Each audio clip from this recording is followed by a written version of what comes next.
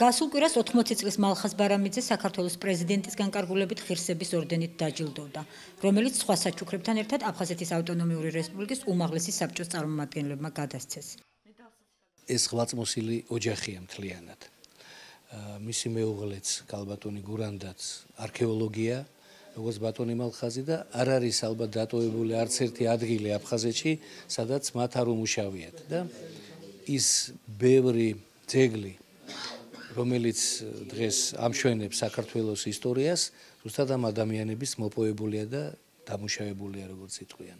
ბატონი მალხაზი მართლაც არის ღირსეული პიროვნება, რომელმაც დიდი ხანია ეს ჯილდო დაიმსახურა და სახელმწიფომ ის სწორედ აი ამ ღირსების ორდენით დააჯილდოვა.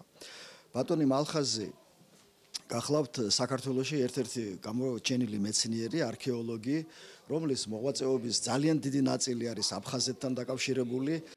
ბატონი მალხაზი 30-ზე მეტ არქეოლოგიურ ექსპედიციაში მონაწილეობდა. იყო საქართველოს მეორე, მესამე და მეოთხე მოწვევის პარლამენტის წევრი. არის აფხაზეთის ავტონომიური რესპუბლიკის უმაღლესი საბჭოს დეპუტატი. გამოქვეყნებული აქვს 140-მდე სამეცნიერო ნაშრომი და არის 5 მონოგრაფიის ავტორი.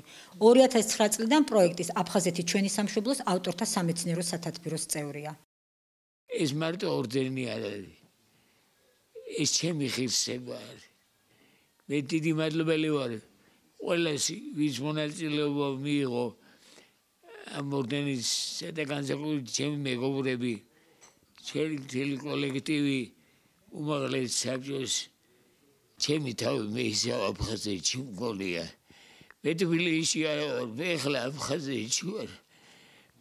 აფხაზეთი ჩემთვის ყველაზე საყვარელი კუთხე იყო. სუპატარაობიდან მე იქ დავდიოდი. ძალიან დიდი მადლობა. მოვახსენო ყველას დაწყობილი ჩვენი პრეზიდენტიდან და რაც მთავარია აფხაზეთის უზენაესი საბჭოს ხელმძღვანელობას მალხაზ ბარამიძის ღვაწლის ესოდენი დაფასებისათვის.